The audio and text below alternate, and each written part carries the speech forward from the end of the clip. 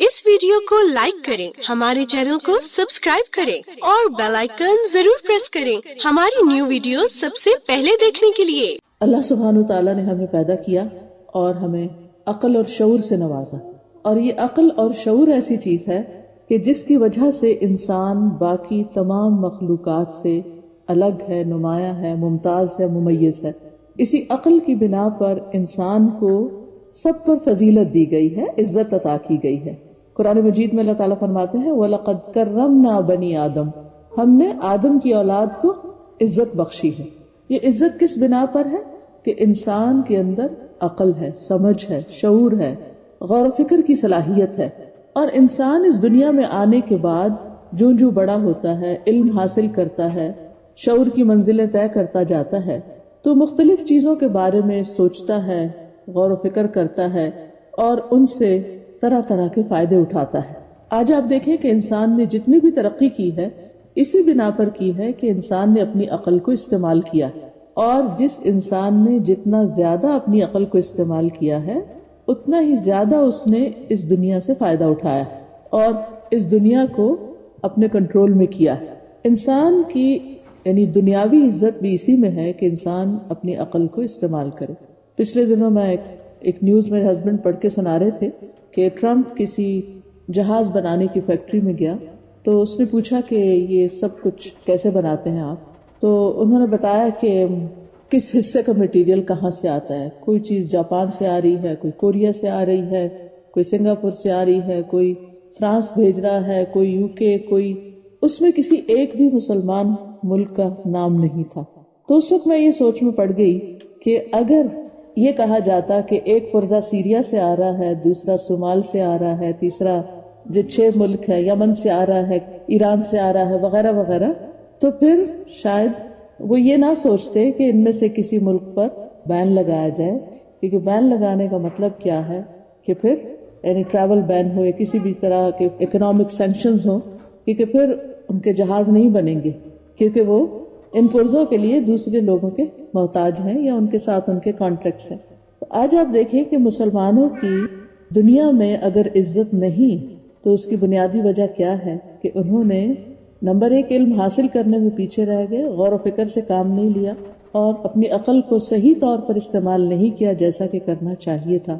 Individuals बहुत अच्छे भी हैं और आपने देखा होगा कि इंडिविजुअल कैपेसिटी में हर मुल्क में मुसलमान खिदमात अंजाम दे रहे हैं, लेकिन कहीं भी कोई एक मुल्क मुस्लिम मेजॉरिटी का ऐसा नहीं कि जहां पर यह ट्रेंड पाया जाता हो कि हम मेहनत करें या फिर रिसर्च करें या आगे बढ़ें, जिसका नतीजा हम देखते हैं कि दुनियावी एतबार से बहैसियत एक उम्मत के मुसलमान जो है वो पस्त है।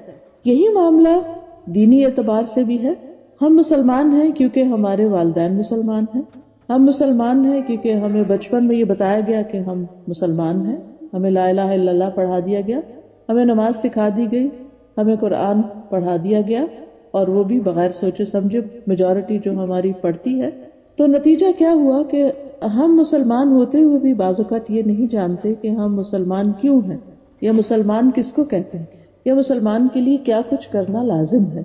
फिर इस मामले में भी आप देखेंगे कि बहुत से इंडिविजुअल्स बहुत अच्छे हैं, उन्होंने इसको गौर व फिक्र किया, सोचा समझा और आगे बढ़ गए, दीन में भी आगे बढ़े, दुनिया में भी आगे बढ़े। तो हम में से हर शख्स के लिए लाजिम है कि वो दुनिया का मामला हो या दीन का मामला हो, दोनों एतबार से वो गौर व फिक्र से काम ले, अपनी अक्ल को इस्तेमाल करे। और अक्ल के इस्तेमाल का, गौर व फिक्र का जो बेहतरीन तरीका है या जो बेहतरीन मसरफ है वो ये है कि इंसान 4 चीजों को लाजिम जाने, यानी फर्ज के दर्जे में है 4 चीजों के बारे में इल्म हासिल करना और गौर व फिक्र करना और पहचान करना। बाकी ऑप्शनल है, आप अपने टेस्ट के मुताबिक, अपनी सोच के मुताबिक, अपने माहौल के मुताबिक, अपने जो भी आपको अपॉर्चुनिटीज मिली है उनको आप जैसे चाहें इस्तेमाल करें। जिस भी अच्छे फील्ड में आप जाएं, जहां तक जी चाहता है जाएं, कोई रोक टोक नहीं है, एज लॉन्ग एज कोई चीज अल्लाह के दीन से टकराती नहीं। वो 4 चीजें कौन सी हैं? उनमें से सबसे पहले तो अपने खालिक की पहचान है, रब को पहचानना, अल्लाह की पहचान। क्योंकि जब तक इंसान रब को पहचानता नहीं वो रब की इबादत का हक अदा नहीं कर सकता। جب انسان اپنے رب کو پہچانتا ہے تو پھر وہ اس کی عظمت، اس کی قدرت، اس کی حیثیت تو جب سمجھ جاتا ہے تو واقعی پھر اس کے آگے جھک بھی جاتا ہے، اور اپنی ساری کوششیں اور اپنے سارے بہترین جذبات یہ سارے کے سارے وہ اپنے رب سے وابستہ کر لیتا ہے۔ دوسری چیز جو بہت اہم ہے وہ ہے اپنی پہچان، اپنے پوٹینشل کو جاننا، اپنی حیثیت کو جاننا، اپنے مقام کو جاننا، خود کو ملنے والی جو نعمتیں ہیں، جو اپرچونٹیز ہیں ہمارے چاروں طرف، ان کو پہچاننا۔ جب تک انسان اپنے آپ کو نہیں پہچانتا اس وقت تک وہ اپنے رب کا صحیح معنوں میں شکر ادا ہی نہیں کر سکتا، کیونکہ وہ ان نعمتوں کو پازیٹیولی یوز ہی نہیں کر سکتا بلکہ استعمال ہی نہیں کرے، جیسے ملی ویسے ہی واپس چلی جائیں گی۔ لیکن بہت سے لوگ اس معاملے میں ساری زندگی بس دوسروں سے مشورہ کرتے رہتے ہیں کہ وہ ہمیں بتا دیں کہ ہمیں کیا کرنا ہے، اپنی عقل سے کام نہیں لیتے، خود محنت نہیں کرتے، خود آگے نہیں بڑھتے، خود رسک نہیں لیتے، اور جب تک انسان کسی جگہ پر اتر کر نہ دیکھے تو پتہ نہیں چلتا کہ وہ کتنی گہری ہے، کسی پانی میں ہاتھ ڈال کے نہ دیکھا جائے تو پتہ نہیں چلتا کہ اس کا ٹیمپریچر کیا ہے۔ تو جب تک ہم کسی بھی فیلڈ میں اتریں گے نہیں، کسی بھی چیز کو ٹیسٹ اینڈ ٹرائی نہیں کریں گے، اس میں محنت نہیں کریں گے، اس میں آگے نہیں بڑھیں گے، تو واقعی ہمیں نہیں پتہ چلے گا کہ ویئر ڈو وی اسٹینڈ، ہم کون ہیں، ہم کیا ہیں، ہم کیا کچھ کر سکتے، کہاں تک جا سکتے۔ جب آگے بڑھیں گے تو پھر آپ دیکھیں گے کہ ہاں ہم یہ کر سکتے ہیں۔ جب مشکل آئے گی اور ہم اس کو عقل استعمال کر کے محنت اور کوشش کے ساتھ اس کو پار کر جائیں گے تو پھر ہمارا اور کانفیڈنس زیادہ ہوگا، پھر اور آگے بڑھیں گے اور آگے بڑھیں گے، اور اس طرح زندگی کے اختتام تک آگے بڑھتے چلے جائیں گے۔ تو اللہ سبحانہ وتعالیٰ کی پہچان کے بعد دوسری اہم چیز ہے اپنے آپ کو پہچاننا اور اپنی حقیقت اور اپنی قیمت معلوم کرنا کہ میری ورتھ کیا ہے، میں کیا کر سکتا ہوں۔ تیسری چیز ہے اس دنیا کی حقیقت کو پہچاننا، کیونکہ جب تک انسان دنیا کی حقیقت کو نہیں پہچانتا وہ دھوکے میں رہتا ہے۔ بعض اوقات انسان یہ سمجھتا ہے کہ جو کچھ ہے بس یہی دنیا کی زندگی ہے، جو فائدہ ہے بس یہی اٹھانا ہے، جو نقصان ہے وہ یہی کا نقصان ہے، یہاں جو آگے بڑھ گیا وہی کامیاب ہے اور جو پیچھے رہ گیا وہ ناکام ہے۔ حالانکہ ساری کامیابی دنیا ہی کی کامیابی نہیں، تیرے آگے آسماں اور بھی ہیں، یعنی ہمارے لیے ابھی اور بہت سی منزلیں باقی ہیں۔ اس لیے چوتھی چیز جس کو جاننا اور جس کے بارے میں مکمل معلومات حاصل کرنا بے حد ضروری ہے اور ان میں غور و فکر کرتے رہنا، وہ ہے آخرت، جو ہماری اصل منزل ہے، جس کے بارے میں اللہ سبحانہ وتعالیٰ فرماتے ہیں وَإِنَّ الدَّارَ الْآخِرَةَ لَهِيَ الْحَيَوَانُ لَوْ كَانُوا يَعْلَمُونَ، اور بے شک آخرت کا گھر وہی حقیقی زندگی ہے، وہی اصل رہنے کی جگہ ہے، لَوْ كَانُوا يَعْلَمُونَ، کاش وہ جانتے ہوتے۔ تو اس چیز کا علم حاصل کرنا کہ وہ آخرت کا گھر کیسا ہے، وہ زندگی کیسی ہے، اس میں کیا کچھ ہے، کیا خوشیاں ہیں، غم کیا ہے، فائدے کی چیزیں کیا ہیں، اور کہاں کہاں کیا نقصان ہو سکتا ہے۔ آج میں کچھ باتیں اللہ سبحانہ تعالیٰ کے تعارف کے حوالے سے کروں گی اور پھر اس کے ساتھ ساتھ کچھ اور چیزیں بھی کریں گے انشاءاللہ تعالیٰ۔ سب سے پہلے تو جب ہم قرآن مجید کھولتے ہیں تو اسی سے ہمیں اللہ تعالیٰ کی پہچان ہوتی۔ دنیا میں بھی آپ دیکھیں کہ اگر آپ کسی کو پہچاننا چاہتے ہیں، کسی انسان کو پہچاننا چاہتے ہیں مثلاً کہ وہ کیسا ہے، کون ہے، تو آپ کیا دیکھتے ہیں کہ وہ کیا کہتا ہے، وہ کیا لکھتا ہے، اس نے کیا کتابیں لکھی ہیں، یا کسی چیز کا آتھر ہے، یا وہ ریسرچر ہے۔ تو جو اس کا کام ہوتا ہے، جو اس کی اچیومنٹس ہوتی ہیں، جو اس نے کیا ہوتا ہے، اس کے ذریعے آپ اس کو پہچانتے ہیں، وہی اس کی ورتھ ہوتی ہے۔ کون نکما انسان ہے، کون کارآمد انسان ہے، اور کون کس درجے کا انسان ہے۔ اللہ سبحانہ تعالیٰ کو پہچاننے کے لیے ہمیں اللہ سبحانہ تعالیٰ کے کلام کو بھی دیکھنے کی ضرورت ہے، اور اس کے ساتھ ساتھ اس نے کیا کیا ہے، کیا بنایا ہے، اس کے افعال یا اس کے کاموں کو بھی دیکھنے کی۔ جیسے کوئی انسان اپنے کلام، اپنی تحریر سے پہچانا جاتا ہے اور اپنے کاموں سے پہچانا جاتا ہے، تو اللہ سبحانہ تعالیٰ کو پہچاننے کے لیے بھی اگر آپ یہی دو طریقے استعمال کریں کہ اس کے کلام کو دیکھیں کہ اس نے اپنے کلام یعنی قرآن مجید میں اپنا تعارف کیا کروایا کہ وہ کون ہے، تو یہ اس کا اصل صحیح تعارف ہوگا، یا پھر اس نے اپنے رسولوں کی زبان سے اپنا تعارف کیا کروایا ہے، اور خصوصاً محمد صلی اللہ علیہ وسلم کی زبان سے۔ تو قرآن و حدیث کے ذریعے ہمیں اللہ سبحانہ تعالیٰ کے ناموں، اس کی صفات اور اس کے کاموں کا پتہ چلتا ہے کہ وہ کیا کرتا ہے۔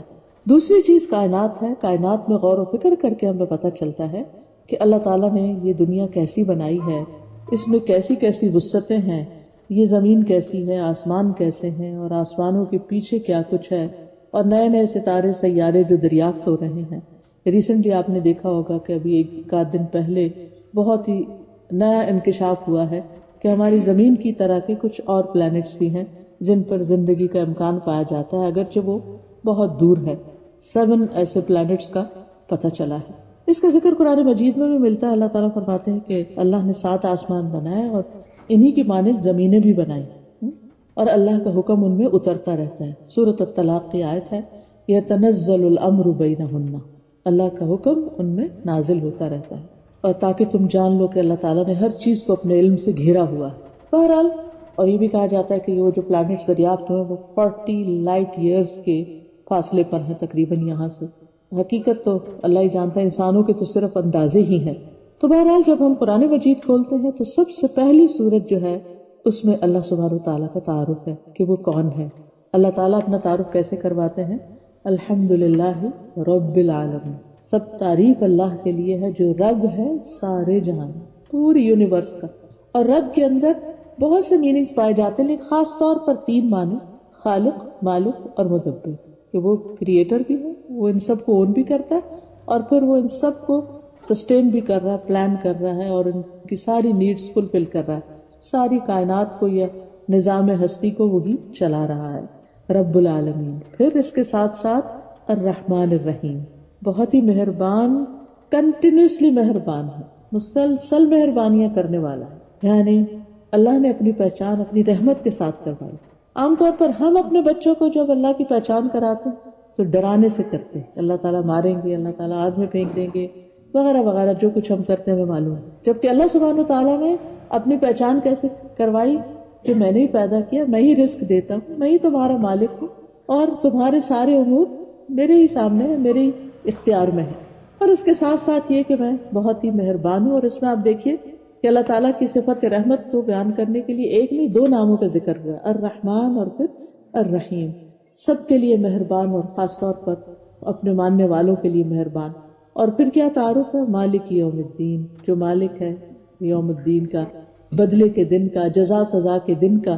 جو کچھ انسان دنیا میں کرتا ہے اس پر انسان کو آگے جو بھی ریوارڈ یا جو سزا ملنے والی ہے، ثواب و عقاب، اس کا مالک بھی وہ خود ہی ہے. یعنی پورا کنٹرول ہے اس کے پاس اول سے آخر تک ہر چیز کا.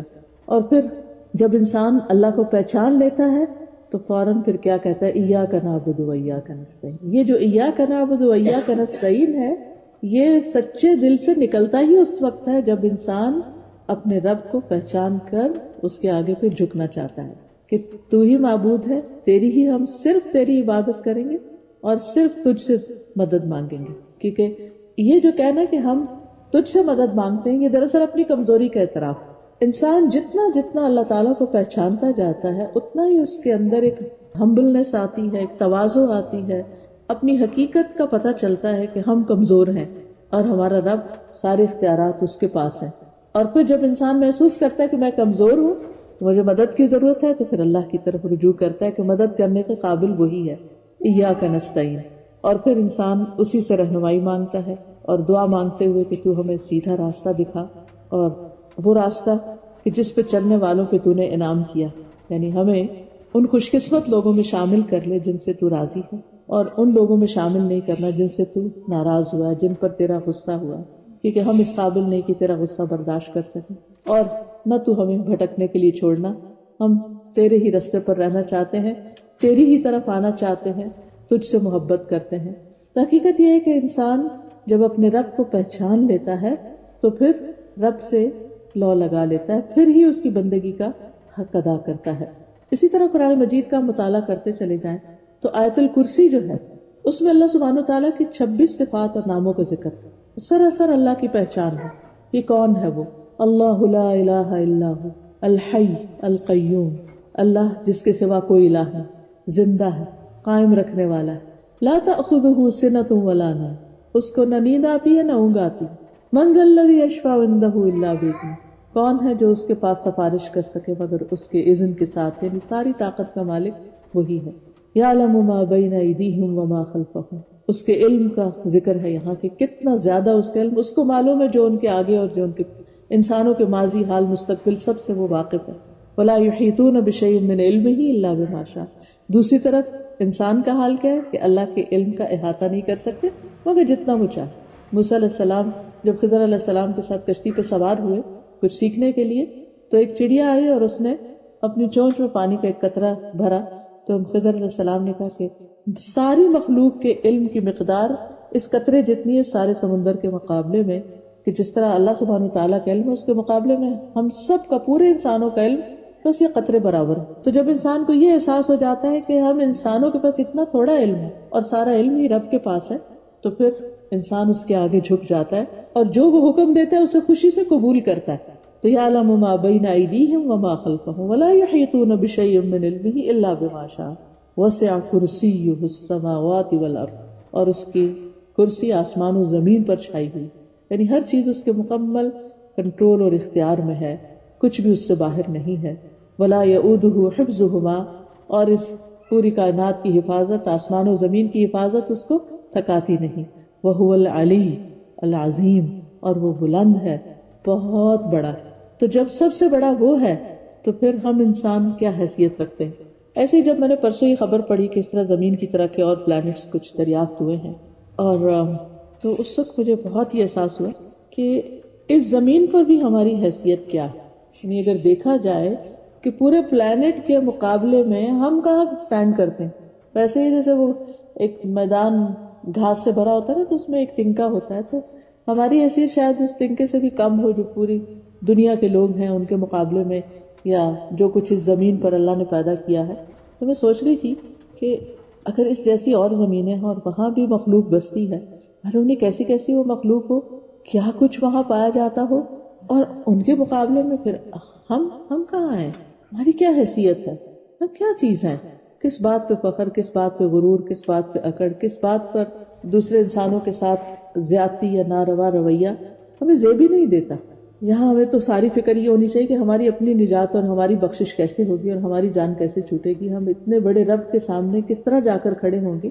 تو بہرحال اللہ سبحانہ وتعالیٰ وہ ہستی ہے جس نے ساری کائنات بنائی ہے اور ساری مخلوق اس کے حکم کے تابع ہے اور وہ سب کو کنٹرول کیے ہوئے ہے. کوئی بھی اس کی مرضی اور ارادے کے بغیر پر نہیں مار سکتا، اپنی مرضی سے کچھ کر نہیں سکتا. ہاں جتنا وہ چاہے اس کے مطابق انسان اپنا اختیار استعمال کر سکتا ہے. اور پھر سب سے بڑی بات یہ ہے کہ ہر چیز کا اصل مالک وہ ہے. ہم انسانوں کو اس دنیا کی حقیقت ہم سب جانتے ہیں کہ ہم دنیا میں آتے ہیں، ایک وقت گزارتے ہیں اور اس کے بعد پھر چلے جاتے ہیں. دنیا میں آنے کے بعد جو کچھ بھی ہم ایکوائر کرتے، جو کچھ بھی حاصل کرتے، جس چیز کے مالک ہوتے ہیں، بس وہ ٹیمپریری ہے، چند سالوں کی بات ہے، چند گنے ہوئے دنوں کی بات ہے. جب انسان فوت ہو جاتا ہے ہر چیز اس کے نام سے اتر جاتی ہے، دوسروں کی طرف منتقل ہو جاتی ہے اور انسان کہیں اور منتقل ہو جاتا ہے. اس دنیا میں اس کا وقت ختم ہو جاتا ہے، یہاں سے نکال دیا جاتا ہے، اس کا ٹائم پیریڈ ختم ہو گیا. جیسے آپ کسی ملک میں جاتے ہیں، آپ کو وہاں جتنے عرصے کا ویزا ملتا ہے یا رہائش کا پرمٹ ملتا ہے، اس کے بعد آپ کو وہاں سے نکلنا ہوتا ہے، جانا ہوتا ہے. اسی طرح اس دنیا سے بھی ایک دن سب انسانوں کو باری باری جانا ہے. تو پھر اصل مالک کون ہے؟ ہمارے بڑے چلے گئے، پھر ہم چلے جائیں گے، پھر ہماری آگے کی جنریشن چلی جائے گی. تو یہ سب کچھ جو ہمیں دکھائی دیتا ہے اس کا اصل مالک اللہ ہے. کل من علیہا فان ویبقى وجہ ربک ذو الجلال والاکرام. ہر چیز اس پہ فنا ہونے والی ہے، باقی رہنے والی چیز صرف تیرے رب کا چہرہ ہے اور ہر چیز اس کے علاوہ ختم ہو جائے گی. تو اصل کنٹرول اللہ کے پاس ہے. رسول اللہ صلی اللہ علیہ وسلم نے فرمایا بلا شبہ تم سب مملوک ہو اور رب اللہ عز و جل ہی ہے، مالک اللہ ہی ہے. پھر اسی طرح ہمیں یہ بھی یاد رکھنا چاہیے کہ ہمارا خالق ہونے کے ساتھ ساتھ ہمارا رازق بھی وہی ہے. اسی نے ہمیں زندگی دی، اسی نے یہ روح ہمارے اندر پیدا کی جس کی وجہ سے ہم دیکھتے ہیں، بولتے ہیں، سنتے ہیں، سمجھتے ہیں، عقل اور شعور سے کام لیتے ہیں. یہ روح نکال لی جائے تو باقی کچھ بھی نہیں. تو یہ روح اس نے ہمارے اندر ڈالی. دنیا میں کہیں روح بکتی نہیں، کہیں بنتی نہیں، کوئی دے نہیں سکتا، اور جب وہ چاہے گا واپس لے لے گا، کوئی بھاگ بھی نہیں سکتا. اینما تکونوا یدرککم الموت. کہیں پر بھی تم ہو گے موت تمہیں پا لے گی، پہنچ جائے گی، چلے جائیں گے. اب آپ دیکھیے کہ اس عرصے کے دوران جو اس نے ہمیں زندگی کا دیا ہے، یہ روح اور جسم کو ساتھ ملا کر دیا ہے، اس میں ہمارا کھانا پینا، لباس، باقی تمام ضروریات، ہماری جسمانی ضروریات، ہماری جذباتی ضروریات، ہماری عقل کی ضروریات، ان سب کو پورا کرنے والا، ان کی نرشمنٹ کرنے والا دراصل اللہ ہی ہے. اور ان ضروریات کو پورا کرنے کے لیے آپ دیکھیے زمین سے کیا کچھ نہیں اگایا اس نے، اور کیسے کیسے جانور ہمارے لیے پیدا کیے، اور کیا کیا چیزیں ہماری ضرورت کی، اور پھر ان چیزوں کو استعمال کرنے کے لیے ہمیں ٹیسٹ بھی دیا، ہمیں ذوق دیا، چکھنے کا ذائقہ بھی دیا، ہمیں سونگنے کی صلاحیت دی، ہمیں دیکھنے کی، اور رنگوں کو ہم دیکھ سکتے ہیں، صرف بلیک اینڈ وائٹ نہیں، اور پھر طرح طرح کی آوازیں ہم سن سکتے ہیں، بہت سی چیزوں کو ہم محسوس کر سکتے ہیں. ہم بہت سی چیزیں جو دیکھ کے ہم ان سے کچھ اثر لیتے ہیں، اور کچھ ان سین چیزیں ایسی بھی ہوتی ہیں کہ جن کے اثرات ہم پر پڑ رہے ہوتے ہیں. پھر اسی طرح آپ دیکھیے کہ اللہ سبحانہ وتعالی نہ صرف ہے کہ ایک ایک ذرے کا مالک، اور ایک ایک ذرہ ہمارے جسم کا ایک ایک سیل اس کے حکم کے مطابق چل رہا ہے، اسی طرح پوری کائنات کا ایک ایک ستارہ سیارہ بھی اسی کے حکم سے گھوم رہا ہے. جس طرح ہمارے جسم میں خون دوڑ رہا ہے، اسی طرح کائنات میں مختلف چیزیں دوڑ رہی ہیں، اور ان سب کو کام کرنے کا موقع بھی دے رہا ہے کہ یہ چیزیں آپس میں ٹکراتی نہیں. پھر اسی طرح زندگی اور موت کا مالک بھی اللہ ہی ہے، وہی زندگی دیتا ہے، وہی موت دیتا ہے، اور وہی سارے خزانوں کا مالک ہے. وَلِلَّهِ خَزَائِنُ السَّمَاوَاتِ وَالْأَرْضِ وَإِن مِّن شَيْءٍ إِلَّا عِندَنَا خَزَائِنُهُ. کوئی چیز ایسی نہیں جس کے خزانے ہمارے پاس نہ ہو، لیکن ان کا کنٹرول اللہ کے ہاتھ میں ہے. پھر اسی طرح ہدایت کا مالک بھی وہی ہے. حدیث میں آتا، بہت ہی خوبصورت حدیث ہے، نبی صلی اللہ علیہ وسلم اپنے رب تبارک و تعالیٰ سے روایت کرتے ہیں، بے شک اللہ تعالیٰ فرماتے ہیں، اے میرے بندے، تم سب گمراہ ہو سوائے اس کے جسے میں ہدایت دوں، بس تم مجھ سے ہدایت مانگو، میں تمہیں ہدایت دوں گا. تو جو اللہ سے ہدایت مانگتا ہے اللہ اس کو ہدایت دیتا ہے، اور ہدایت اصل میں اللہ ہی کی ہدایت ہے. اے میرے بندو، تم سب بھوکے ہو سوائے اس کے جس کو میں کھلاؤں، تم مجھ سے کھانا مانگو، میں تمہیں کھانا کھلاؤں گا. یعنی انسان کی جسمانی ضروریات بھی اللہ پوری کرتا ہے. اسی طرح لباس کے بارے میں بھی فرمایا، تم مجھ سے مانگو میں تمہیں پہناؤں گا. اے میرے بندو، تم دن رات گناہ کرتے ہو اور میں سارے گناہ بخشتا ہوں، تم مجھ سے بخشش مانگو میں تمہیں بخش دوں گا. اے میرے بندو، اگر تمہارے اول اور آخر سب کے سب ایک صاف چٹیل میدان میں کھڑے ہو کر مجھ سے مانگے، اور میں ہر ایک کو جو بھی وہ مجھ سے مانگے عطا کر دوں، پھر بھی میرے خزانوں میں اتنی کمی نہیں ہوگی جتنی سمندر میں سوئی ڈال کر پانی میں کمی ہوتی. یعنی اللہ سبحانہ وتعالیٰ ہی سارے خزانوں کا مالک ہے، اور وہی بندوں کو عطا کرنے والا ہے، اور بندوں کی ساری ضروریات پوری کرتا ہے. یعنی وہ ضروریات بھی جو ہم جانتے ہیں کہ ہماری ضرورت ہے، اور وہ بھی جن کے بارے میں ہمیں خود بھی نہیں پتا ہماری ضرورت ہے. اب دیکھیے کہ ہمارا جسم کس طرح کام کر رہا ہو. جب اس کا کچھ حصہ کام نہیں کرتا تو پھر ہم بیمار پڑ جاتے ہیں، پھر ہمارے ٹیسٹ پہ ٹیسٹ ہوتے، پھر ہمیں ڈاکٹر بتاتے ہیں اس چیز کی کمی ہو گئی ہے، وٹامن ڈی کی کمی ہو گئی ہے. تو آپ دیکھیے کہ ایک خاص عمر کی حد کو پہنچ کر پھر ہمیں پتا چلتا ہمارے جسم میں کیلشیم کی ڈیفیشنسی ہوگی، اس کی ہوگی اور اس کی. لیکن اس سے پہلے ہمیں کبھی خیال بھی نہیں آیا کہ کون ہماری یہ ساری ضروریات ہمارے سوچے، پلان کیے اور اہتمام کیے بغیر پوری کرتا چلا جا رہا. ہماری باڈی جس طرح فنکشن کرتی ہے اور ہمارا ایک ایک سسٹم جس طرح فنکشن کرتا ہے، اس کو وہ سسٹم چلانے کے لیے کس انرجی کی ضرورت ہوتی ہے وہ کون فراہم کر رہا ہے، اور اس کا انتظام کس نے کر رکھا ہے. ہم تو بس کھانا انجوائے کر کے کھا کے اپنے کام میں لگ جاتے ہیں. ہمیں زیادہ ہی تو بھوک لگی، اس کا ہمیں پتا ہے کہ کھانا ہماری ضرورت ہے کیونکہ ہمیں بھوک لگی. لیکن کھانا صرف بھوک نہیں دور کرتا، اس کے علاوہ بھی وہ بہت سی چیزیں ہمارے جسم میں بلڈ کے ذریعے سارے نیوٹریٹس جو ہیں ایک ایک بال تک، ایک ایک حصے تک، ایک ایک سیل تک پہنچ رہے ہوتے ہیں. یہ کون پہنچا رہے، یہ سسٹم کس نے کام کیا. اور پھر اسی طرح یہ کہ ہمارے جسم کے اندر کہا جاتا ہے کہ انسان پیدائش کے ساتھ ہی سینکڑوں بیماریاں لے کے پیدا ہوتا ہے، لیکن اللہ نے ایسا امیون سسٹم، مدافعاتی نظام رکھا ہے انسان کے اندر کہ وہ خود بخود ہی اندر لڑتا رہتا ہے اور خود بخود ہی ان بیماریوں کو دھکیلتا رہتا ہے اور وہ غالب نہیں آنے دیتا. لیکن آپ دیکھیے کبھی بچے کو کوئی ایک بیماری بھی ہو جائے تو کس قدر پریشانی کی بات بنتی. تو کہنے کا مطلب یہ ہے کہ وہ اللہ ہی ہے جو ہماری ساری ضروریات پوری کرتا ہے، وہ بھی جن کو ہم جانتے ہیں اور وہ بھی جن کو ہم نہیں جانتے. ابراہیم علیہ السلام نے ایک موقع پر کہا تھا کہ رب کون ہے؟ اللہ رب العالمین الذی خلقنی فہو یہدین، کہ میرا رب وہ ہے جس نے مجھے بنایا اور وہ مجھے ہدایت دیتا ہے. والذی هو یطعمنی ویسقینی، اور وہی جو مجھے کھلاتا ہے اور پلاتا ہے. واذا مرضت فہو یشفینی، اور جب میں بیمار پڑتا ہوں تو وہی مجھے شفا دیتا ہے. والذی یمیتنی ثم یحیینی، وہی جو مجھے موت دے گا پھر موت کے بعد دوبارہ زندہ بھی کرے گا.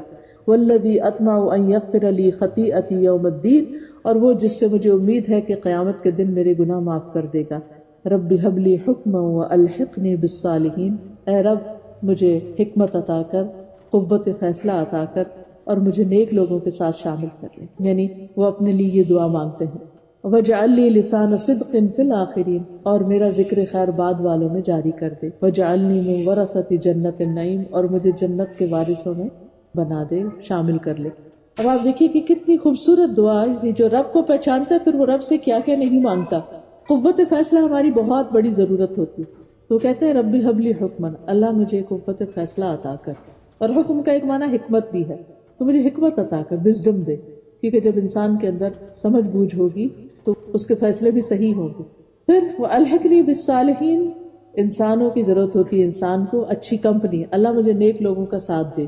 پھر انسان کو ہمیشہ یہ ہوتا ہے کہ میرے مرنے کے بعد میرا ذکر خیر ہو، برے لفظوں میں نہیں اچھے لفظوں میں یاد کیا جاؤں. اس کی دعا کرتے ہیں وَجَعَلْ لِي لِسَانَ صِدْقٍ فِي الْآخِرِينَ، اچھی لیگیسی چھوڑ کر جاؤں. وَجَعَلْنِي مِن وَرَثَةِ جَنَّتِ النَّعِيمِ، اور آگے کا مقام اور منزل بھی اچھی ہو، مجھے جنت النعیم کے وارثوں میں شامل کر دے. کتنی کمپریہنسو دعا ہے، چھوٹی سی دعا ہے، لیکن اس میں ابراہیم علیہ السلام اپنے لیے بہت کچھ مانگتے ہیں، کیونکہ انہیں رب کی پہچان ہو جاتی ہے کہ میرا رب وہ ہے کہ جس سے میں جو مانگوں وہ مجھے عطا کر سکتا ہے.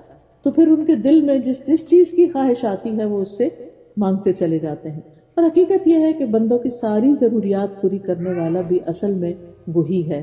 اور اس میں آپ دیکھیے کہ یہ ضروریات جس بھی قسم کی ہوں، ان سب چیزوں کو پیدا کرنے والا بھی وہی ہے، ان کا مالک بھی وہی ہے، دینے والا بھی وہی. اس کو دینے کے لیے کسی سے پوچھنے کی ضرورت نہیں. جب وہ دینا چاہے تو کوئی روک بھی نہیں سکتا اس کو. کیونکہ دنیا میں تو یہ تھا نا، اگر کوئی انسان دینے لگتا ہے تو دوسرا اس کو روک دیتا، نہیں فلاں کو نہیں دینا. اللہ تعالیٰ کو کوئی نہیں روک سکتا. اس لیے ہم دعا کرتے ہیں اللہم لا مانع لما اعطیت، اللہ کوئی روکنے والا نہیں جس کو تو عطا کر دے، ولا معطی لما منعت، اور کوئی دینے والا نہیں جس سے تو روک دے. تو اصل اختیار اسی کے پاس ہے.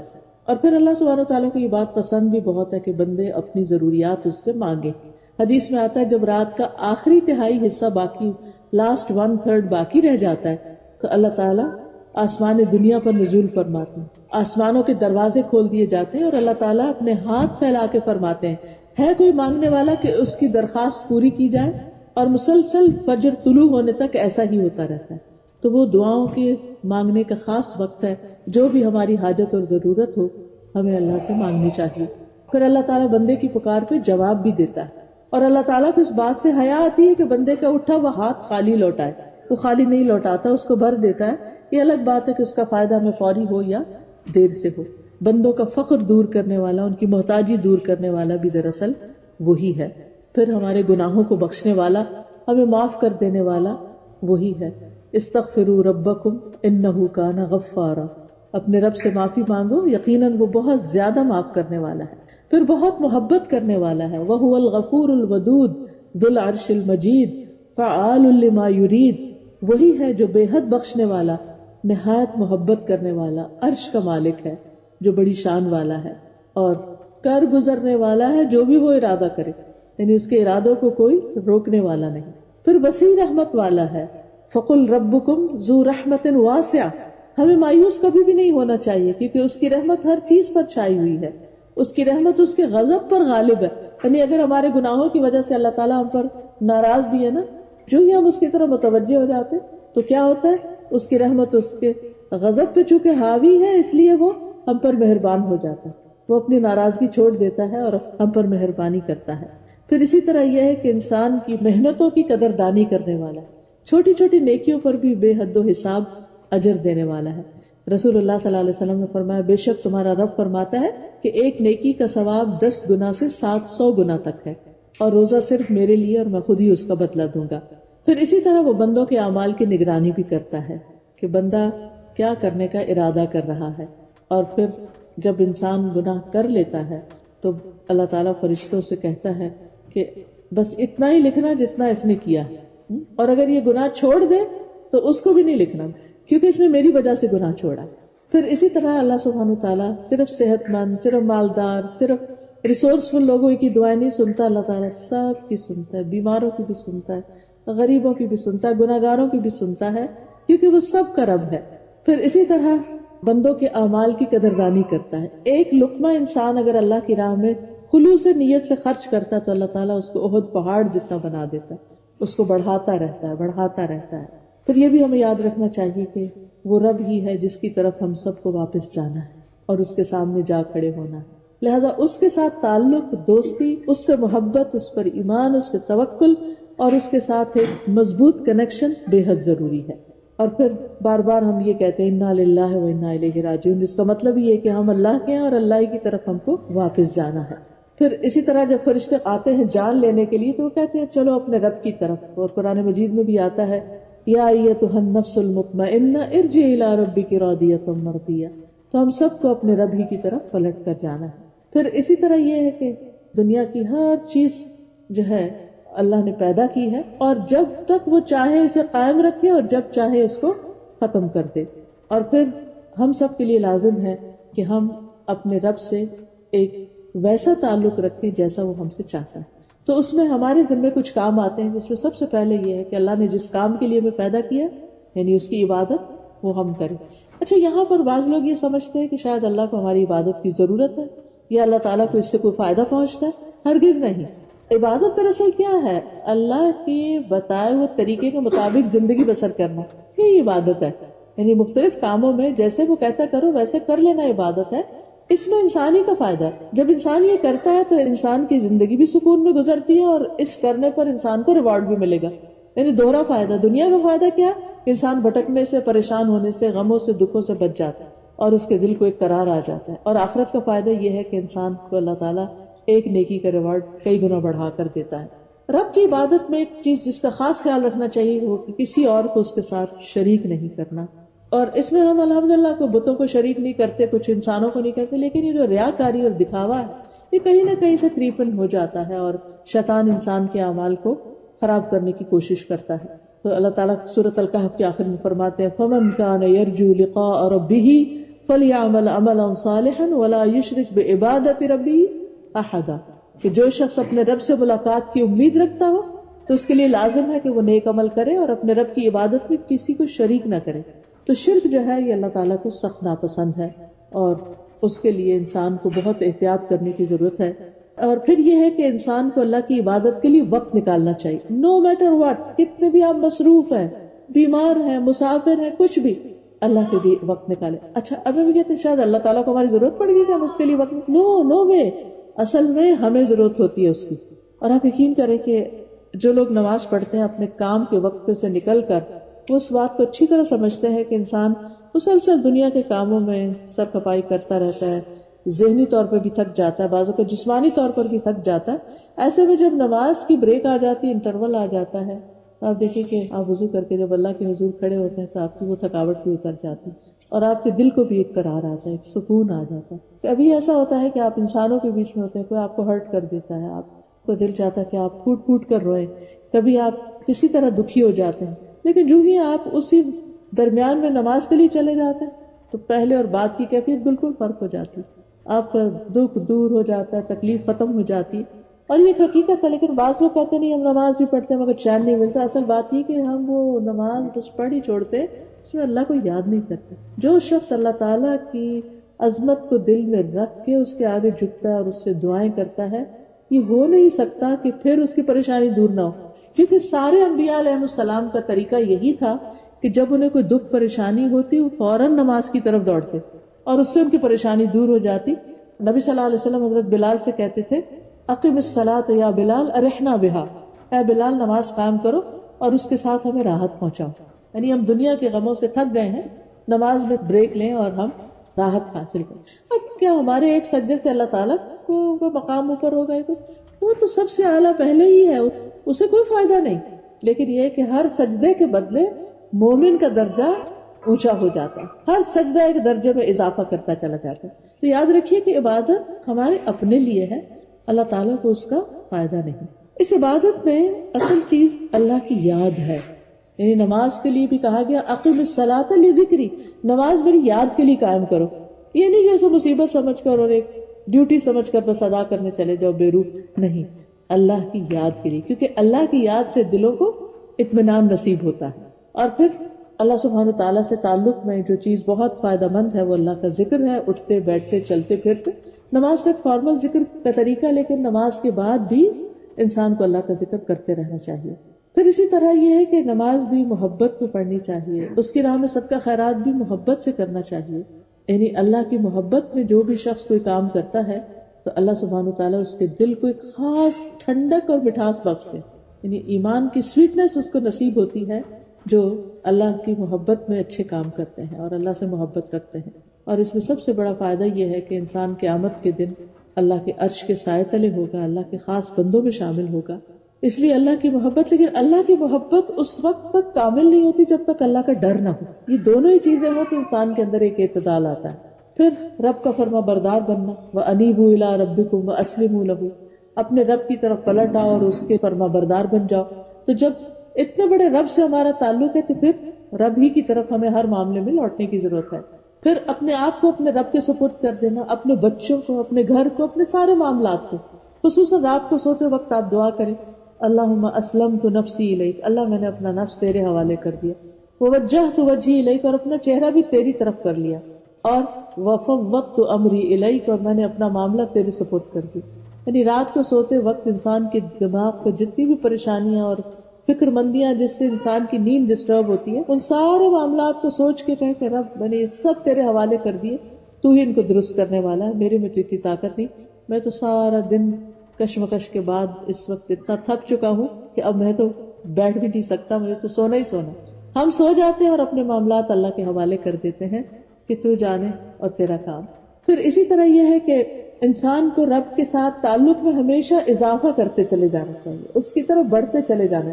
قرآن مجید میں آتا ہے فَفِرُّوا إِلَى اللَّهِ، اللہ کی طرف دوڑو، یعنی دوڑ کر سبقت کرتے ہوئے رب کی طرف بڑھتے چلے جانا چاہیے. پھر جو رب نے نازل کیا ہے اس چیز کی پیروی کرنی چاہیے، یعنی قرآن مجید اور نبی صلی اللہ علیہ وسلم کی تعلیمات جو ہیں. اور پھر اپنی پہچان رب کے ساتھ کرنی چاہیے، ربانی بننا چاہیے. اور پھر رب کی رضا کے متلاشی رہنا چاہیے، ہر کام میں یہ دیکھنا چاہیے کہ اس سے میرا رب راضی ہے کہ نہیں. اور جو کام بھی کرنا ہو رب کی رضا کے لیے کرتے چلے جائیں تو وَلَسَوْفَ يَرْضَىٰ، اللہ تعالیٰ بھی آپ سے راضی ہو جائے گا. اور ہر ایسی چیز سے بچے کہ جس میں اللہ کی ناراضگی ہو. رسول اللہ صلی اللہ علیہ وسلم نے فرمایا جس نے لوگوں کو ناراض کر کے اللہ کو راضی کیا، اللہ اسے لوگوں کے مقابلے میں کافی ہو جائے گا. اور جس نے لوگوں کو راضی کرنے کے لیے اللہ کو ناراض کیا تو اللہ تعالیٰ اسے لوگوں کے سپرد کر دیتے، پھر لوگ اس کے ساتھ جیسا چاہیں سلوک کریں. تو ہمیں رب کی ناراضگی کے کاموں سے بچتے رہنا چاہیے، اور صرف کاموں سے نہیں بلکہ ان الفاظ سے بھی بچنا چاہیے جو رب کو پسند نہیں. خصوصاً رب کے بارے میں ایسی باتیں کہنا جو رب نے فرمائی نہیں ہے. غم ہو، دکھ ہو، تکلیف ہو، ہر موقع پر زبان کا استعمال احتیاط سے. نبی صلی اللہ علیہ وسلم کے بیٹے تھے حضرت ابراہیم جو تھے، حضرت ابراہیم جب فوت ہوئے تو نبی صلی اللہ علیہ وسلم کی آنکھوں سے آنسو بہنے لگے. صحابہ بڑے حیران ہوئے کہ آپ بھی روتے ہیں. فرمایا کہ ہاں دل غمگین ہے، آنکھ آنسو بہاتی، لیکن زبان سے وہی نکلے گا جو رب کو راضی کرنے والا ہوگا. پھر اسی طرح یہ ہے کہ اللہ نے جو ہمیں دین دیا ہے اس پر بھی راضی ہونے کی ضرورت ہے، کیونکہ اس پر دل تنگ نہیں ہونا چاہیے، اسے خوشی سے قبول کرنا چاہیے، اس کے حلال و حرام پر راضی رہنا چاہیے. یہ نہیں کہنا چاہیے یہ بھی حرام ہے، یہ نہ کرو، یہ نہ کرو، اس طرح کی بات نہیں کرنی چاہیے. جن چیزوں سے بھی اس نے ہمیں روکا ہے اس میں ہمارا فائدہ نہیں، ہر اس چیز سے اس نے روک دیا ہے جو ہمارے لیے نقصان دہ ہے. پھر اسی طرح رب کے احسانات کو ماننا چاہیے، اس کا شکر گزار بننا چاہیے اور اس پر توکل کرنا چاہیے. یاد رکھیے کہ زندگی میں ہر وہ معاملہ جس کے بارے میں سوچ کر ہم فکر مند ہو جاتے ہیں اور یا کچھ کرنا چاہتے ہیں تو بزدلی ہمیں روک دیتی ہے، ایسے تمام معاملات میں اللہ تعالیٰ پر بھروسہ کر کے آگے بڑھنا چاہیے.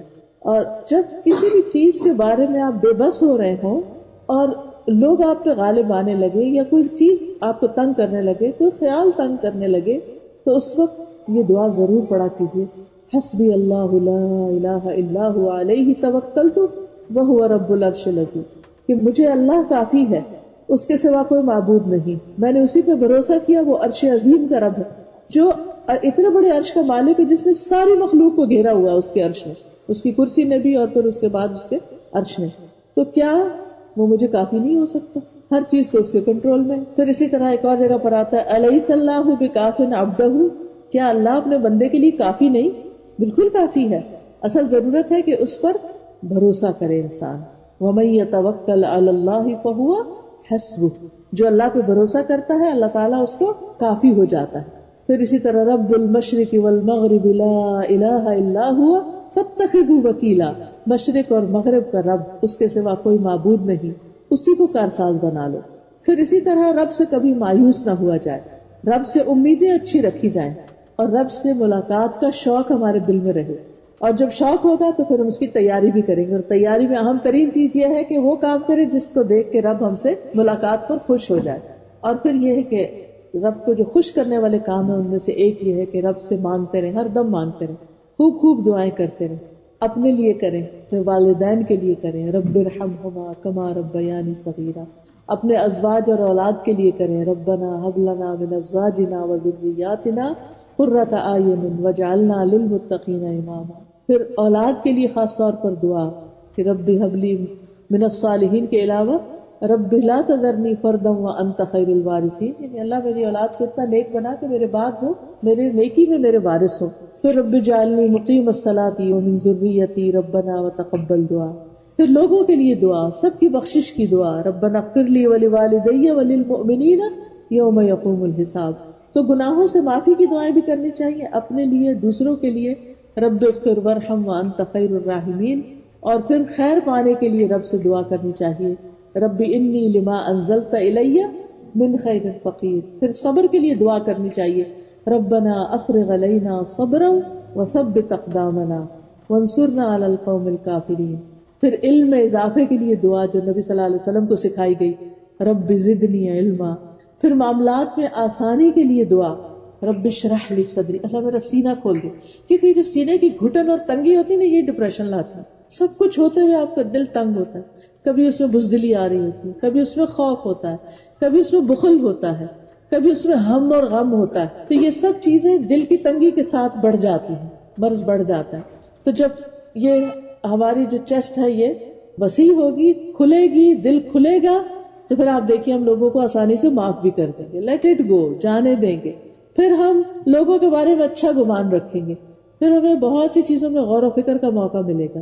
تو یہ جو دل کی وسعت ہے یہ بہت ضروری ہے، رب اشرح لی صدری ویسر لی امری، اور میرا کام آسان کر دے، سارے کاموں میں آسانی کی دعا کرنی چاہیے۔ واحلل عقدۃ من لسانی، اور میری زبان کی گرہ کھول دے، کیونکہ انسانوں کے ساتھ عموماً لڑائی جھگڑے مس کمیونیکیشن کی وجہ سے ہوتے ہیں، ایک کچھ کہنا چاہ رہا ہے، دوسرا کچھ اور سمجھ رہا ہے، پہلا اریٹیٹڈ ہو جائے تو وہ غصے میں آ جاتا ہے، وہ اس کو کچھ وہ جواباً اس سے بڑی کارروائی کرتا ہے، اور یوں گھروں میں جھگڑے فساد شروع رہتے ہیں۔ تو ویسر لی امری واحلل عقدۃ من لسانی، اللہ میری زبان کی گرہ کھول دے کہ میں اپنا مدعا اچھے طرح بیان کر سکوں، یفقہوا قولی، تاکہ لوگ میری بات سمجھ جائیں۔